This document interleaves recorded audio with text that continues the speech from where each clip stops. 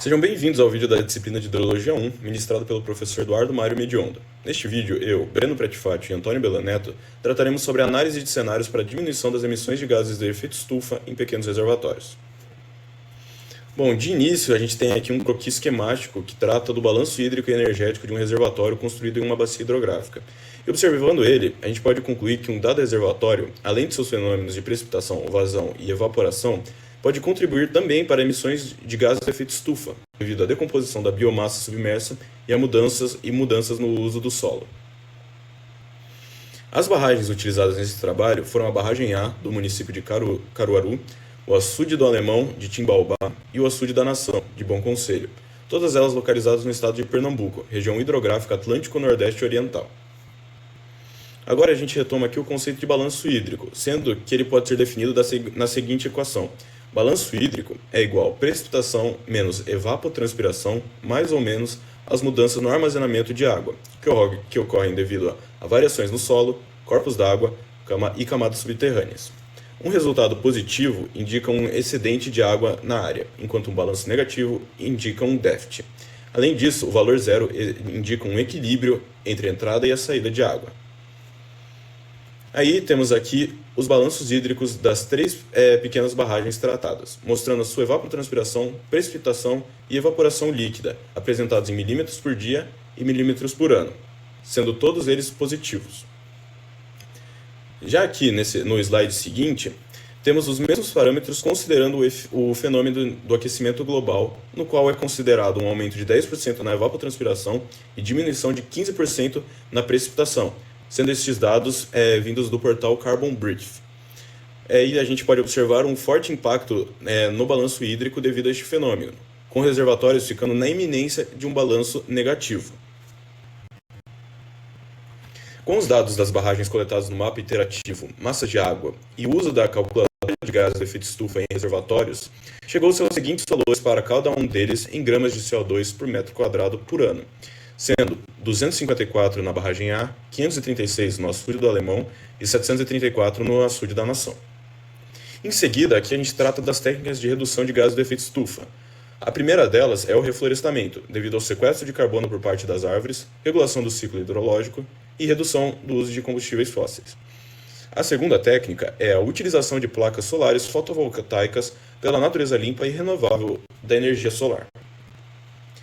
Agora será analisado o impacto na assimilação de gases de efeito estufa liberado pelos reservatórios diante da técnica de reflorestamento na bacia onde os reservatórios se encontram construídos. Para isso, é necessário uma análise sobre a cultura vegetal introduzida, condições climáticas e características do reservatório. Inicialmente, será introduzida uma cultura visando o reflorestamento, sendo que diferentes culturas têm diferentes taxas de absorção de gás do efeito estufa.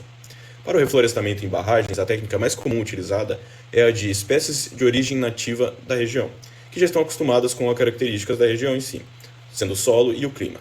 Para Pernambuco, a cultura vegetal adotada será a de espécies nativas da Mata Atlântica.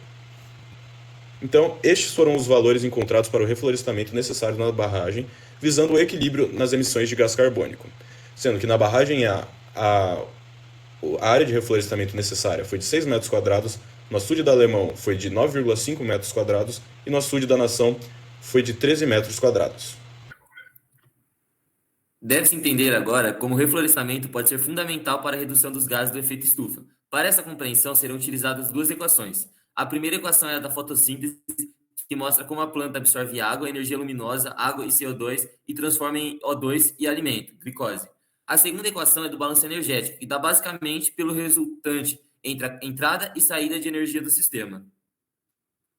Relacionando essas duas equações, pode-se entender que a partir do reflorestamento, aumentando o número de plantas realizando o processo de fotossíntese, a energia que entra no sistema seria utilizada para a absorção de CO2, gera um equilíbrio energético e diminui a presença de gases do efeito estufa na atmosfera. A área utilizada para a aplicação desta técnica se dá na margem de bacia, realizando a recomposição da mata ciliar, o que, além de contribuir com a redução dos gases do efeito estufa na atmosfera, ainda contribui para um melhor conforto térmico em dias de muito calor, quando se fala da região Nordeste e uma maior umidade relativa do ar.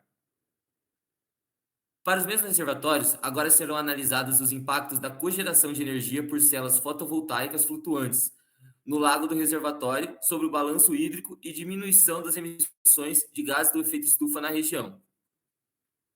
A geração de energia a partir da fonte renovável solar fotovoltaica envolve o uso de painéis solares para converter a energia solar em eletricidade. Os mecanismos de compensação relacionados a essa forma de geração de energia podem incluir autoconsumo, injeção de excedente na rede e compensação financeira. Em relação ao potencial de geração de energia desta fonte, ela apresenta um alto potencial de produção de eletricidade renovável.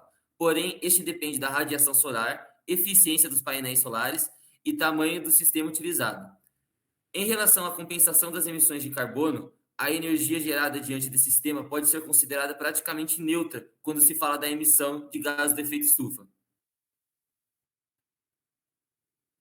A instalação desses painéis se dá na barragem, já que não necessitam de terrenos para serem instalados, o que tem um custo associado. Além disso, os painéis colocados em reservatórios, usados para gerar energia elétrica, são particularmente eficazes em termos de custos, já que podem conectar-se com a rede elétrica existente no local. Nesse slide será abordado como a técnica de reflorestamento e a utilização de placas solares fotovoltaicas flutuantes podem beneficiar o aumento da demanda com relação ao crescimento populacional e a pressão sobre recursos hídricos. O reflorestamento pode contribuir principalmente para o suprimento de recursos devido ao crescimento populacional que resulta diretamente em um aumento da demanda. Já a utilização da energia solar fotovoltaica ajuda a suprir a crescente demanda de energia sem colocar uma pressão adicional sobre recursos hídricos. Nesse slide, as mesmas técnicas do slide anterior estarão relacionadas ao consumo doméstico na pandemia de Covid-19. Como abordado anteriormente, ambas as técnicas são de extrema importância para evitar a escassez de recursos naturais, o que dentro de uma pandemia de Covid-19, onde houve um aumento do consumo doméstico, é de extrema importância para a estabilidade do sistema em que vivemos. Isso é tudo, pessoal. Muito obrigado por assistirem.